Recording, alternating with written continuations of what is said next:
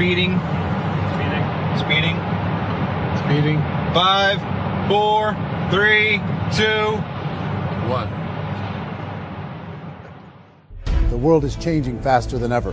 What used to take decades is now taking years or even months. What you see right now is the illusion that people have had for many decades about the workplace being this secure place to work the rest of your life. For the first time in the history of our nation, our children will not do as well as us. We've seen our friends get laid off. We've been laid off. We've had our pay cut. People are overworked and underpaid. They seem to have less time and less freedom.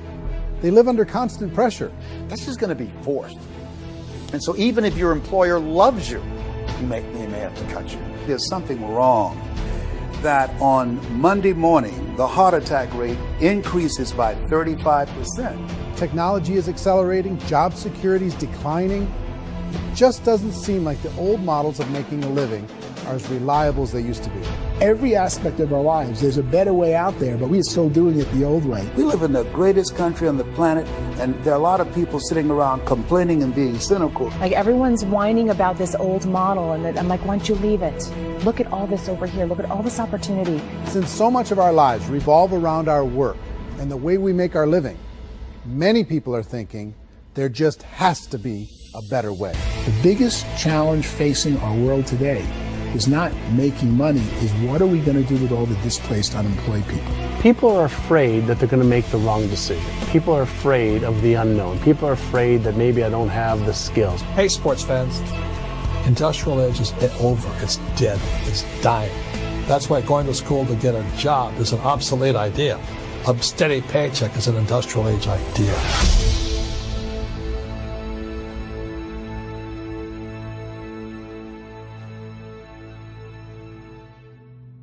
It's the search for answers that has brought us here together today. My name is Worre, and for almost 30 years I've been an entrepreneur, struggling at times, but ultimately succeeding. As a best-selling author, speaker, and business owner, I've spent my entire career helping millions of people around the world to become entrepreneurs. And I believe strongly that there is, in fact, a better way when it comes to how we make a living. The career landscape has changed dramatically, and many are still working in a model that is completely out of date. What worked for previous generations isn't working as well for people today. In this film, we're going to explore 3 important questions. First, what's really going on in our working world today? Second, in this new economy, is it better to become an entrepreneur, or is it safer to work for someone else? And third, if a person decides to become an entrepreneur and start their own business, how can they do it without taking on massive risk? To help in this journey, I've brought together some of the greatest experts and thought leaders in the field of entrepreneurship to share the real facts with you. My intention is to give you new information that will allow you to make choices that are not limited by an old, outdated model. Let's start by understanding what's going on in our working world today.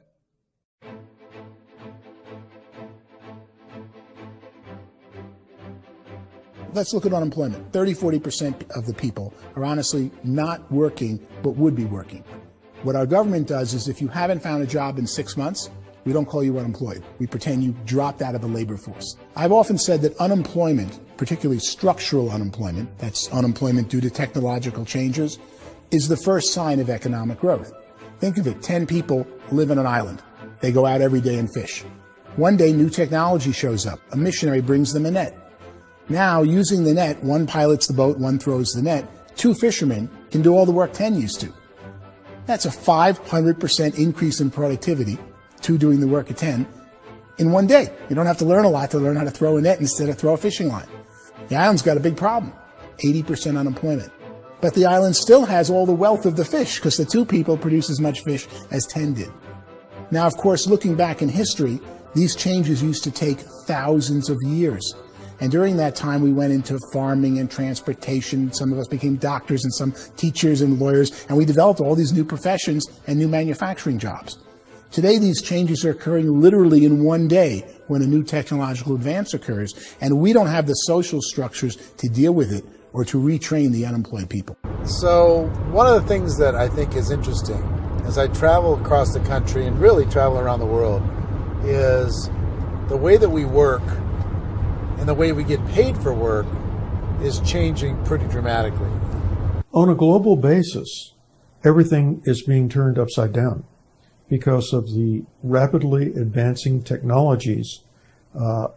They are eliminating many jobs, and we have been left with many people not prepared for the jobs that exist. A lot of demand in public companies was to squeeze out all the fat and to get just as much margin as we possibly could, and fat equals humans. So this idea of job security in information age is so obsolete, but it's still taught inside our school system, and that's where the problem starts. There's no financial education in school system, and people are still trained to be employees who work for that paycheck. This is a chart on the middle class. What's happening in the middle class, those that went to school, their incomes have been coming down for years. And parents still say to their kids, go to school, get a job. Now what happens to all those middle class people who are dropping off the ends of off the chart? Well, they become what's called working poor. And this is what happens to working poor. But they say poverty is ending. Well, poverty may be ending, but working poverty is going up. And this is food stamp usage. So food stamp usage in America is going through the roof right now, because people cannot earn what they call a living wage. Most people have experienced financial pressures that I think are probably greater than they have been in the past. If you're not working for yourself, then it's going to be a pretty hard road for a lot of people. Today, if you're going to control your future, the 40-40 plan is gone, where you can graduate from college and get a job and work for 40 hours a week for 40 years. That day is gone. So some of these charts actually tell you what's going on. And this is a really interesting one. You know, people are going back to school because if I go back to school, I'll get a nice job. But this is what's happening to, it's called Sallie Mae, which is the student loan guys. Student loan is going through the roof. It's now over $1 trillion, and student loan debt is worse than credit card debt. So when people stopped using credit card, the government got people into student loan debt. And the problem with student loan debt is you can never be forgiven. See, with credit card debt, you can declare bankruptcy and all's forgiven. But student loan debt, you can declare bankruptcy, you still owe it. It's the worst of all debt. But this is the next picture. Look at this chart here. This is what's happening to wages of college graduates. It's going down. So you go to college, you rack up all this debt, but you earn less money. Now, that's not that intelligent. Average person who's been working a lifetime in America today is ending their lifetime at 65 with about $41,000 in assets. They earned just enough to survive. I think in the United States we have something like 17 trillion in debt. That's just the federal government debt. We got another 2 in municipal and in other, let's call it almost 20 trillion government. We've got 40 trillion in private debt. That comes up to close to 60 trillion. When you then add something we never had before, what you were talking about, when we look at the unfunded portion of Social Security and primarily Medicare, Medicaid, that at the most conservative estimates from outside firms, Kleiner Perkins, 67 trillion and growing. That's more than all our other debt. There's less conservative estimates that say it's 84 trillion or higher. I added up conservatively $127 trillion in total debt. Debt is a financial drug. When you take it to excess, it's like taking a drug. Yeah, it makes you feel better, it enhances your performance, but at a huge cost, eventually it kills you. And so that's what happens. We keep doing more and more debt, and you get less and less results, just like a drug, until the debt gets so high that it crushes the whole system. That's where we're at, 8.2 times GDP. You know who I feel sorry for? I feel sorry for the person who dreads going to work, who is sick to their stomach on Monday morning, who hates their alarm clock, who gets a little glimmer of hope on a Wednesday because it's hump day and says, thank God it's Friday. And they live for those 2 days a week where they get to be themselves and they don't have to be around people they don't like, and they don't have to play the political game in the office, and they don't have to live this half life. The person that works 50 weeks a year just to be able to have the 2 weeks for vacation. And you know what happens to most of them? Nowadays, they don't have a vacation. They have a staycation. They have time off of work, but they don't get to go where they want to go because they're overextended. They've got all this debt. They got all this situation. They hate their alarm clock. They can't sleep until they're done. They have to spend most of their life in traffic. I feel sorry for that group of people because there's a better way. They just don't know it. I see this really interesting attempt at rugged individuality in a 6x8 rectangle. And I feel like you're all the same, except for the little push pins of the pictures. There's different pictures. Yours is named Jenny and his is named Sujara, but it's the same people. And this is how they are, and they're just like the zombies, and there's no joy in there, there's no fun. There's always like the wacky woman who decorates her cubicle, and that's the most she can do there. You got to give her credits, right? The wacky cubicle woman. The basis for their life is worry. I'm worried, you know, maybe I'll get fired. I'm worried maybe my company will go out of business. I'm worried I can't keep spinning the plates on paying the bills. I'm worried about how do I send my kids to college. I'm worried, what if the transmission of my car breaks? That's, you know, 2 or 3, I can't fix it. People live in a sea of worry, and it eats at them. Those signs that people held up during the Depression didn't say looking for gainful employment in a cubicle. They said looking for work. Work is what we're looking for. Job is just a unit of measurement. Work is what we're going after. It's time to look in the mirror and say, it's not the economy, it's my economy. It's my little world of where I am. I need to improve. I'm not going to wait for the economy to come back because, frankly, the economy is doing great in this country. So I'm here on Wall Street, the financial center of the universe, the financial capital of the world. This is where most people's money goes to at least be held for a time, right? With interest rates in banks being effectively zero, and many experts are predicting it's going to stay at zero for the next 10, 20, even 30 years, people feel like they don't have any choice but to put their future into equities, to put their future into the hands of other people on this stock market, and hope that the stock market goes up, hope that the stocks that their advisors pick or that they pick goes up. That's one way to go, I guess. It's my personal belief that if you put your future into the hands of yourself, in other words, you have earning power by yourself, I think you're a better investment than these guys.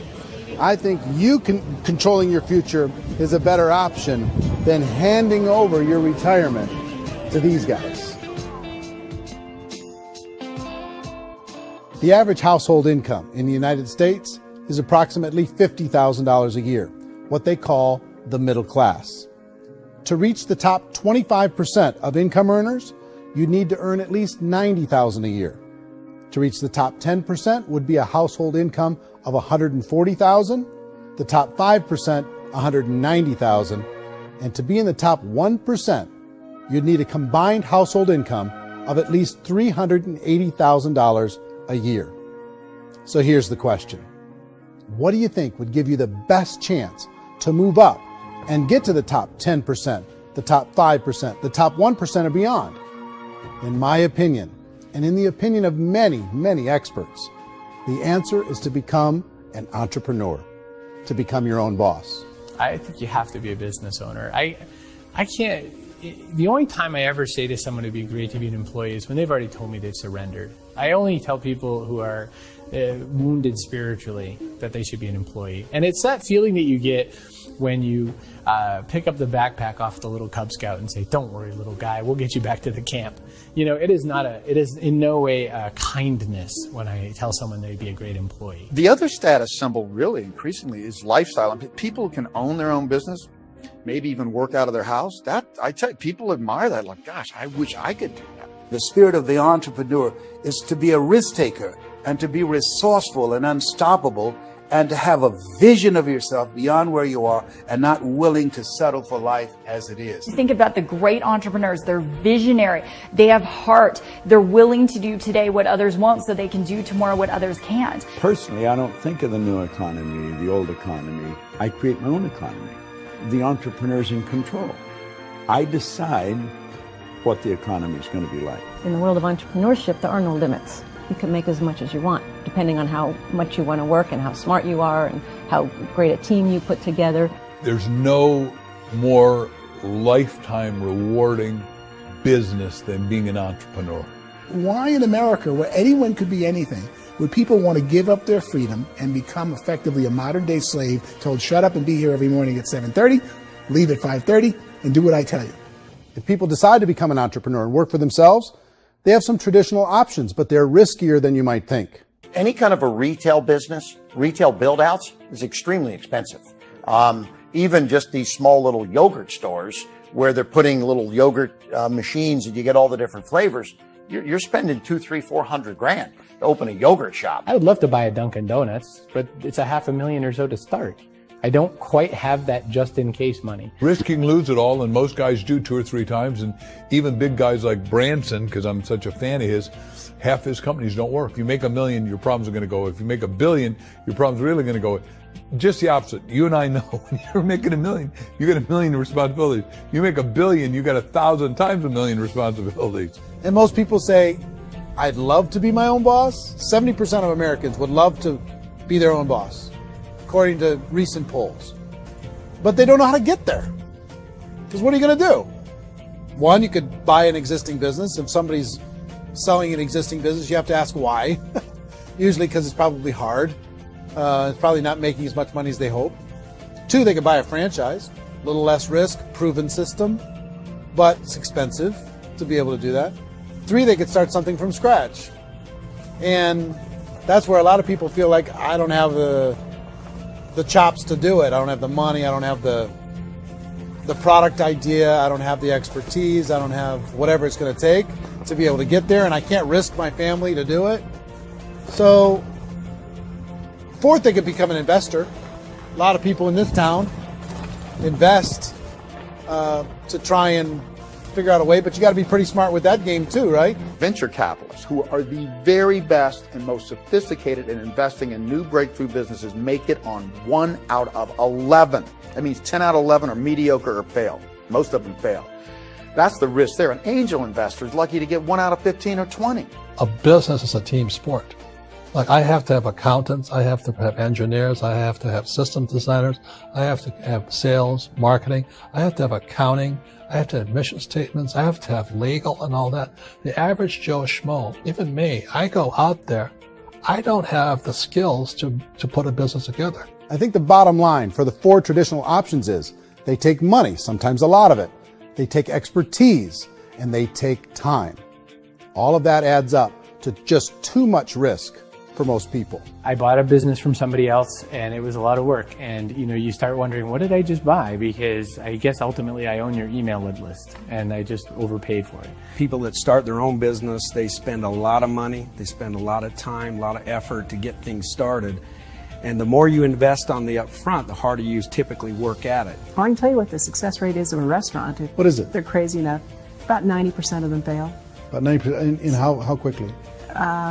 Year less. Wow. And if we're talking non-franchise, we're talking franchise, Sure. That's totally different. Yeah. But our students aren't getting franchise restaurants. You got to invest big money. Exactly. And with someone like McDonald's, you've had to work with the company for a long period of time, really know the You even have a chance at investing $1 million. have a chance, and it's a slim chance. What if there was a way that you had all the proven aspects, the comfort aspects, and you could still control your own life? What if there was both? In other words, you didn't have to create everything from scratch. You didn't have to be a super leader. All you had to do, what if there was a proven product already? You didn't have to create the product. And there's a proven system already, proven training already. Everything except an employer. That was the only thing that you didn't have. Do you think more people would be open to working for themselves in that environment?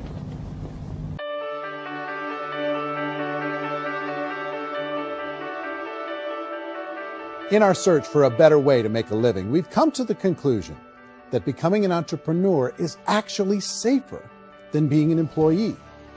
And through our look at the entrepreneurial options, one particular path kept coming up from expert after expert. And I think most people will find it surprising because it's certainly a non-traditional business model. That model is for people to start their own business and become an entrepreneur through the creation of a network marketing business. Some people call it direct selling because the product is being sold directly from the manufacturer to the end consumer, cutting out the middlemen. Other people call it multi-level marketing, or MLM, because there are multiple levels of commissions paid. The most common term today is network marketing, because network marketing best describes using a large group of independent distributors, independent entrepreneurs, to move a product or service more efficiently. So my friend here, Donald Trump, and I, we always write about the network marketing industry. And the reason we support the network marketing industry is because it really is a business school for entrepreneurs. Because most people come out of school looking for a paycheck. Oh, that's terrible. I went to network marketing like that. I think if it didn't exist, we should invent it. It is that good. I think direct selling is a great way to do business today. It's very easy to get into that industry, and you can be self-employed, be, in effect, an entrepreneur. When we see multi-billionaires adding network marketing companies to their portfolio of companies, that would be a clue. When we see people who are very famous authors and very famous business people endorsing the industry, that would be a clue. These network marketing companies aren't $50 million companies. They're billions and billions of dollars. They lead the stock market. They're major companies. When we're going to get it? You know, and you're going to school to work for a paycheck. But if you want to be rich, be an entrepreneur. And network marketing gives you the spirit to be an entrepreneur. A traditional company will spend up to 50% of their total revenue on marketing. Network marketing companies use a different approach. Instead of having all that extensive marketing expense, they utilize a network of independent distributors to do the marketing for them. Now, why do they do this? First, because word-of-mouth advertising is so much more effective today than traditional media advertising. Second, some products need to be explained or demonstrated, and an independent salesperson can do that more effectively than an ad campaign. Third, it's completely efficient. The company only pays for the marketing of their product if a sale happens and not before. Imagine if Amazon allowed you to become an independent distributor and paid out 40% of its revenue to that distributor group. All you had to do as a distributor was recommend a product, and if a person bought it on Amazon, Amazon would take care of all the logistics, and you'd get paid for bringing the customer. Now imagine you got paid for every purchase that customer made for the rest of their lives. Well, Amazon doesn't offer this option, but network marketing companies do. 85% of all buying decisions in our society are made as a result of word of mouth or reputation. We're recommending things to each other all the time. You know, who's your dentist? Who's your doctor? Who's your lawyer? What detergent, are you using? What legal system are you using? What product are you using? We're talking to each other about the things that we love anyway. When you go into a big box retailer, you're lucky if the clerk looks you in the eye, much less gives you any detailed or accurate information about what you're purchasing. So of course, this personal information, this education coming from a friend, a neighbor, a relative, or even a stranger, but one who has experience with the product is extraordinarily valuable. As a matter of fact, network marketing can educate consumers probably better than any other form of marketing. It certainly can do better than advertising, because advertising usually has a certain hype to it, and you can only get limited information. So, network marketing trumps advertising. If you were a typical sales company and you wanted to sell $1 million a month worth of product, you might go find 100 superstar salespeople. The quota would be $10,000 a month. So network marketing as a distribution system just flips the numbers. So we use 10,000 happy, raving fans of a particular product, and we don't concern ourselves so much with how much product each one of them individually sells. If they sell just $100 or $200 a month, and there's 10,000 of them, you're selling $1 million to $2 million a month worth of product. And that's the best way I can explain how network marketing works. This is the marketing arm of the company. There's not money being wasted on bricks and mortar.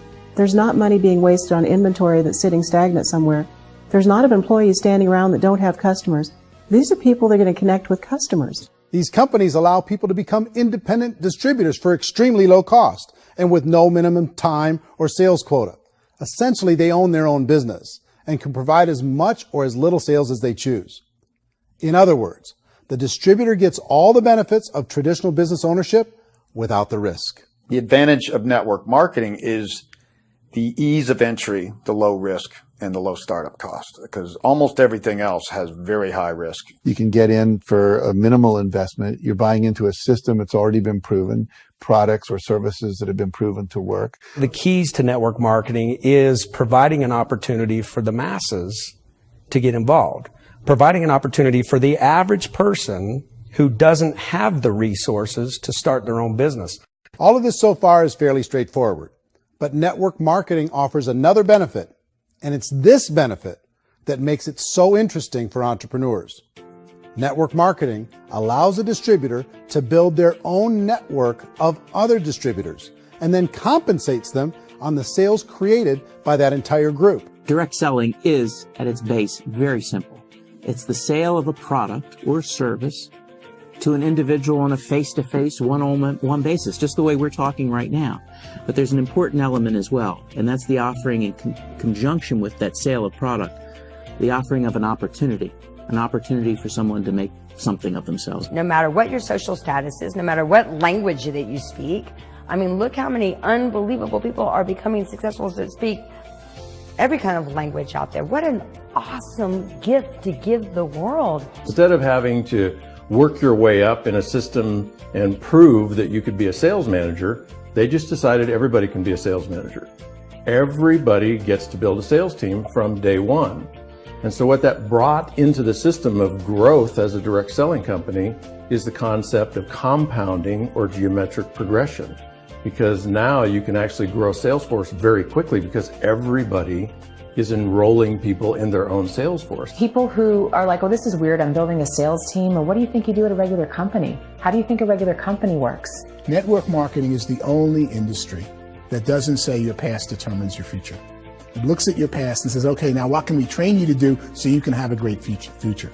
Every other employer out there wants to exploit you for what you already know, not teach you something new. Network marketing has the potential to save the United States and the world, because it's going to teach people not to be employees, but to be entrepreneurs.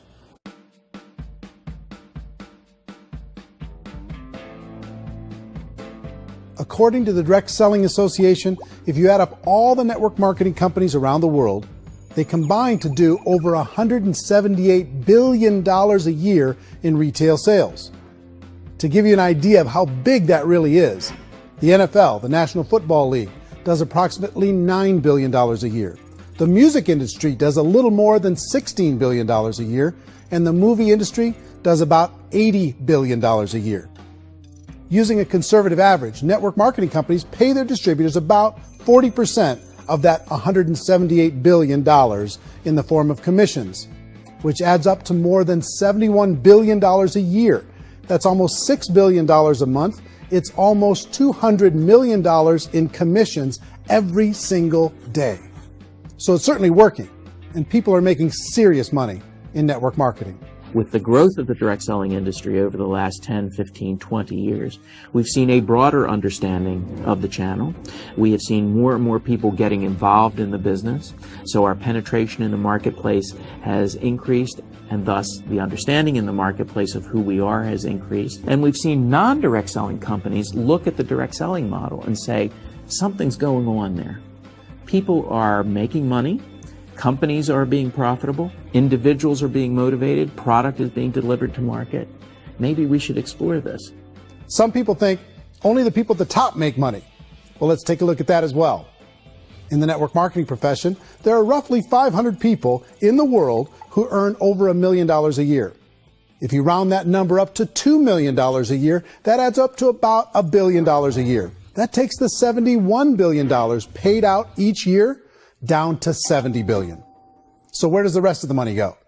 The vast majority goes to part-time people making anywhere from a few $100s a month to many thousands of dollars a month. It goes to people who choose to make it a full-time career move and earning even more than that. Every day, people are using the money they earn through network marketing to pay off debt, have more fun, and improve the quality of their lives. Everyone I know in network marketing has been doing that since the 50s.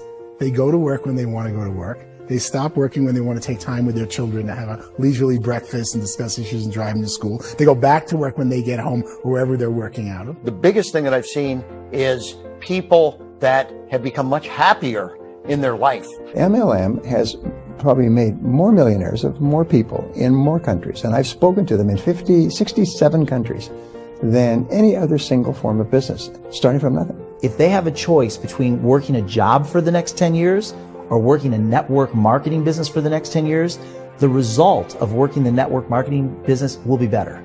A lot of people within the industry go on and make this a career and do extremely well at it. Network marketing has been nothing but good for everyone I know that's been involved with it because they did it seriously and they played full out and they've been very successful. It's been a constant barrage of success stories and people showing off stuff they got as a result of it. How many people are involved? Approximately 16 million Americans and 96 million people around the world are currently participating in network marketing. And in a recent poll, 82% of those people report a good, very good, or excellent experience with network marketing. So people are happy.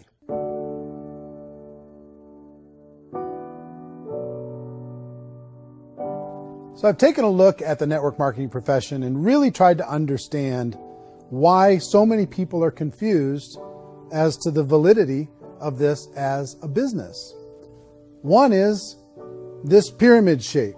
People get really messed up with this pyramid. Oh, it's one of those pyramid things.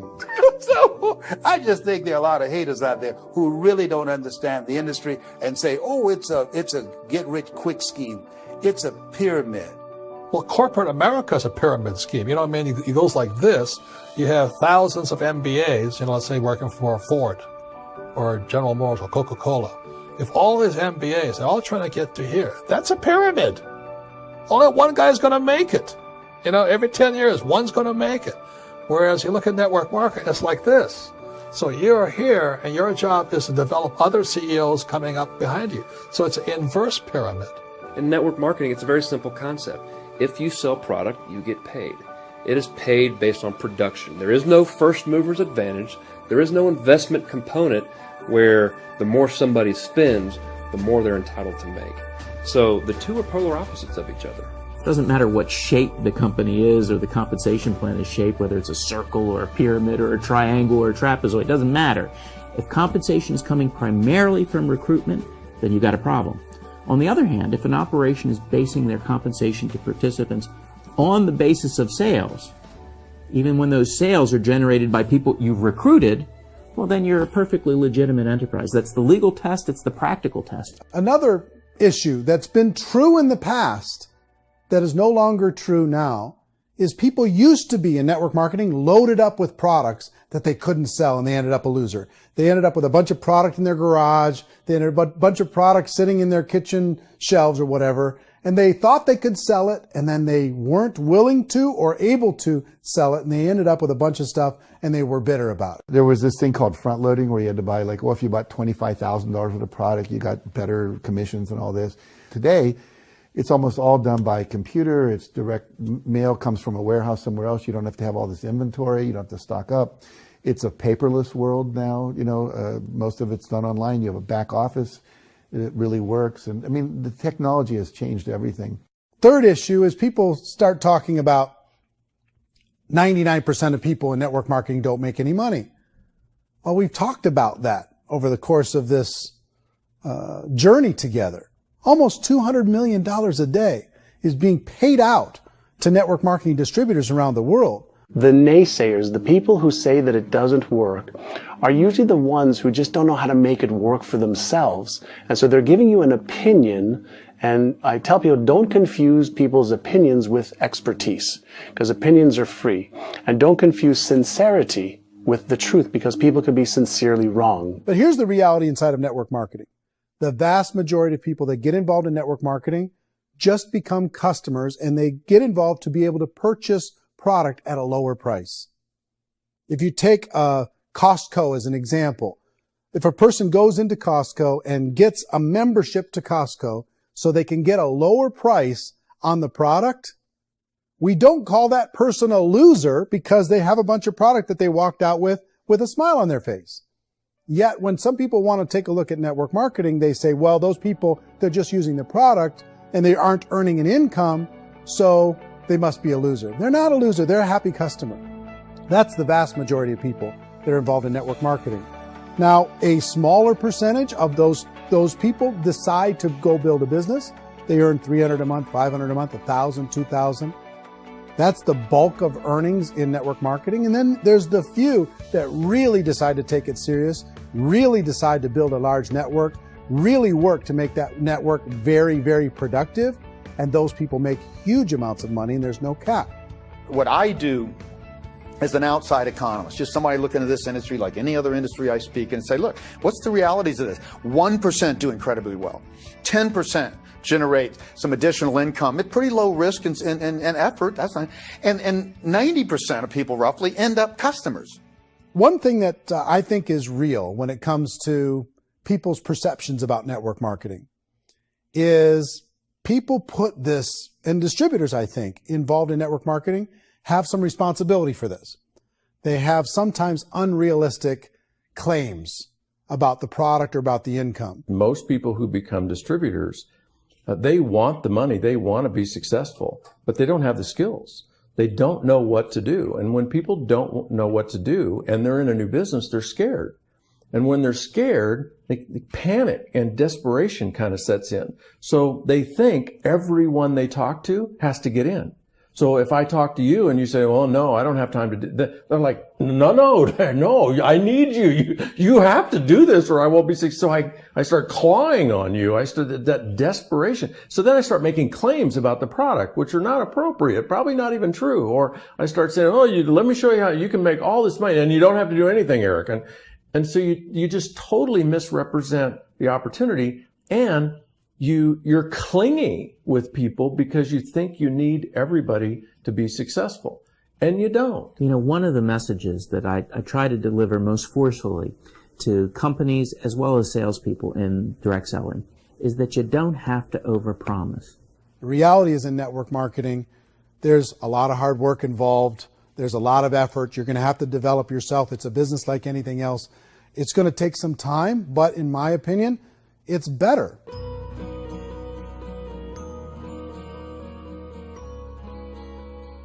It's light years better for people starting today than it was even 5 years ago. I think it's more widely accepted now, and people understand it is a business. It is being an entrepreneur. It is being a business owner. Our belief system is based upon our evaluation of something, and frequently if we reevaluate a situation, our belief about that situation will change. The industry has changed and it's grown up. It's totally transformed. You've got young people today that have grown up with social media, and they understand networks. They understand how people are connected through technology, and they understand how money flows through those networks.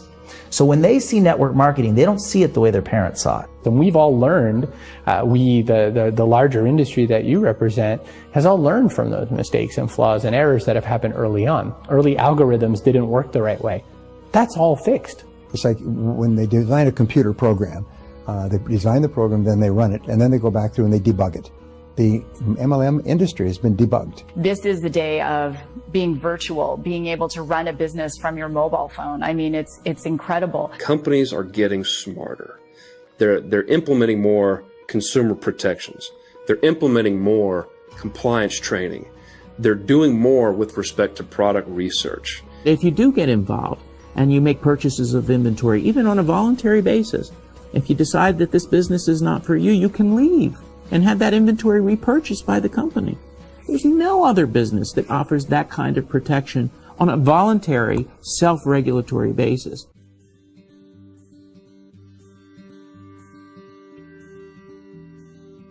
If you decide to look further into a network marketing business in order to generate more cash flow for your family, I would recommend reviewing the following 4 elements. First is the product or service. And on the product or service, I would ask 5 important questions. 1, do you like it? Is it something you would feel comfortable sharing with others? 2, is there a recognized need in the marketplace? It's hard to create a need if one isn't naturally there. 3rd, does the product meet that need? Does it solve a legitimate problem for consumers? And 4th, is it priced to sell?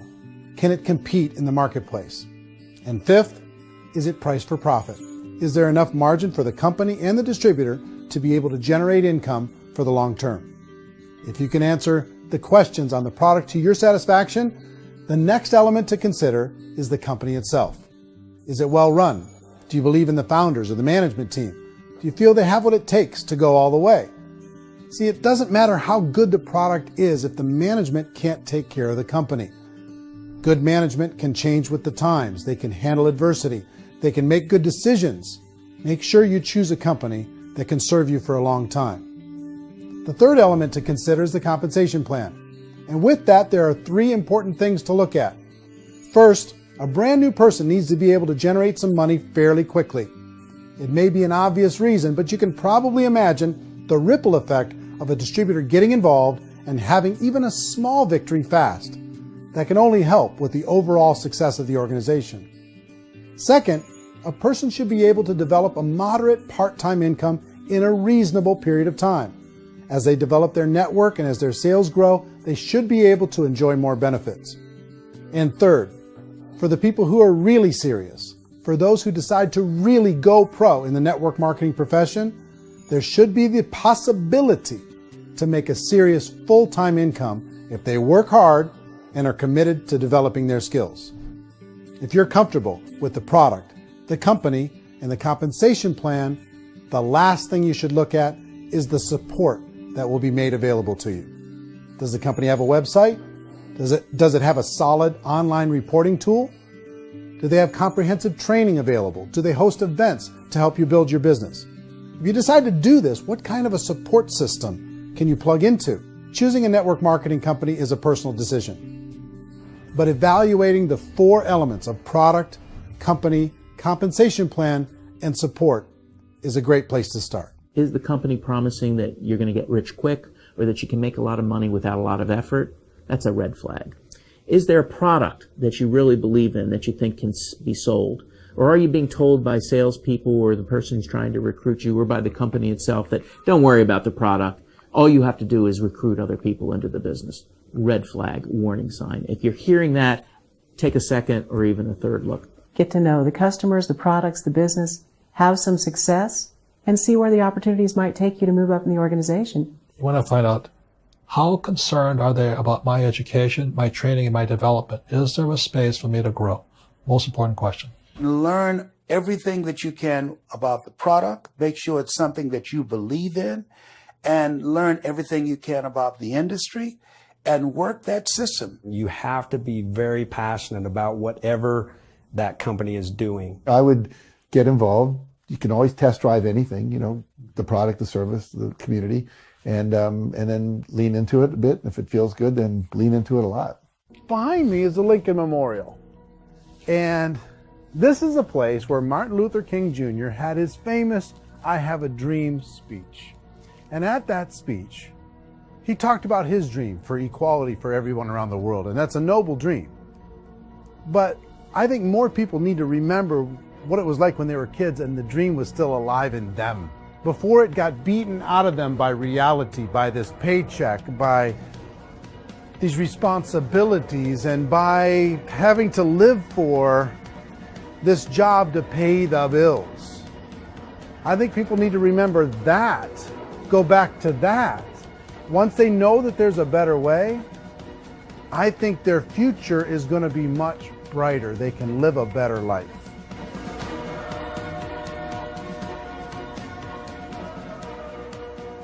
So if you're considering getting involved in a network marketing company, let me offer you just a few pieces of advice. First, network marketing isn't perfect. It's emotional. It's challenging. Like any entrepreneurial venture, it can have its up days and its down days. But if you have an entrepreneurial bone in your body, it's just better. Second, if you're going to do it, decide to be professional. Decide to go pro. It's better to do that than just be this amateur sticking your toe in the water. Third, as any professional, you're going to have to learn some new skills. And I promise you, inside of the network marketing profession, they're not too difficult to learn. Fourth, like anything worthwhile, it's going to take some time. Don't expect that you're going to get to the finish line right out of the gate. And fifth, it's worth it. It's worth it to be able to take charge of your life again. It's worth it to be able to control your own financial situation. It's worth it for the people you're going to be able to spend time with. It's worth it for the things you're going to be able to see and the experiences you're going to be able to experience. It's worth it for the causes you're going to be able to contribute to, the lives you're going to be able to touch, the customers you're going to be able to help, the friendships you're going to be able to develop. I promise you, it's worth it. Remember, most people are searching for answers just like you are. But I do have to tell you the catch to network marketing. If there is a catch, if you want to understand this from an emotional point of view, people say, well, it sounds too good to be true. It's not. It's hard work. But here's the catch. Most people still don't understand it. So you're going to have to endure the loss of social esteem from ignorant people. The uneducated will think less of you. Now, if you can handle that, you're on your way. If that's going to destroy you, you know what? Entrepreneurship in general probably isn't in your future. If you can face that catch, you can become unstoppable. I want everyone to really contemplate this if they're not in network marketing. You're in a job, you probably have a mortgage, you have rent, you have debt, whatever's going on. You're in a prison. You work just hard enough to keep them from firing you, and they pay you just enough to keep you from quitting. Come on! I've been there, done that, and bought that t-shirt. In network marketing, if you run into failure, it's really just a homework lesson for yourself. There's no one to blame. You really have no excuse not to be successful. You just don't. People don't want to hear that, but there's so much available to you. If you want to be a good network marketer, be a student to the people above you, be a fellow traveler to the people on the same level, and be a teacher to those below, and know when it's appropriate to do which. People who are not afraid of asking people to buy things, or not afraid of persuading people with a chance they may say no, these people own the future. Nothing happens until something moves. So you got to go move, you got to go do something, or nothing's going to change in your life. In the beginning, you're going to do a lot of things that you don't get paid for.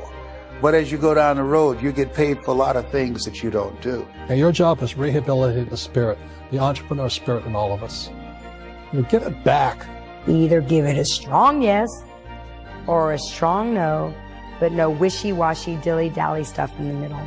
There's dreams and there are nightmares, but I believe that the biggest nightmare of all is when you don't pursue your dream. You're going to see some monumental growth in this profession. It's an exciting, exciting time to be involved with the network marketing profession. The next 10 years, I see just exponential growth. When that tipping point comes, it's not a matter of asking somebody, have you ever heard about network marketing? You're really asking them, which company are you building your wealth in? We are here to fix the world, to improve relationships with other people, to improve other lives. And the real reward comes as an entrepreneur in any level from teaching somebody something and watching them soar. There is no greater reward.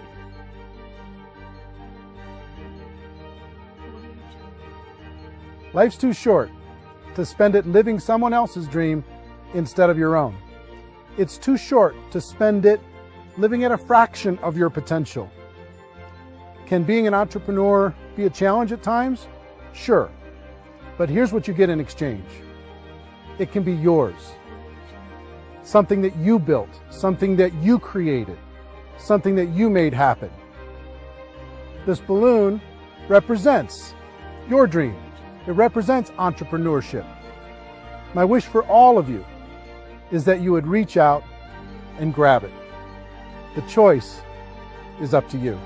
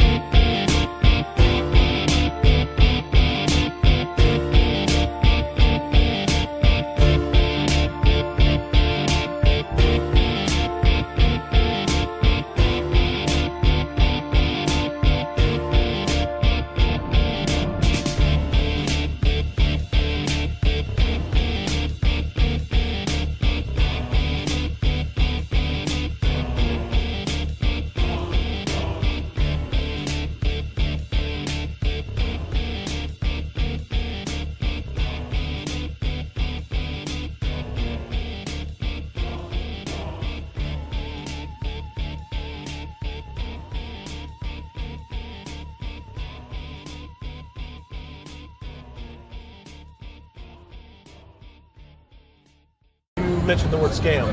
Why did you mention the word scam? The only reason it is a scam is because... Oh, that's terrible.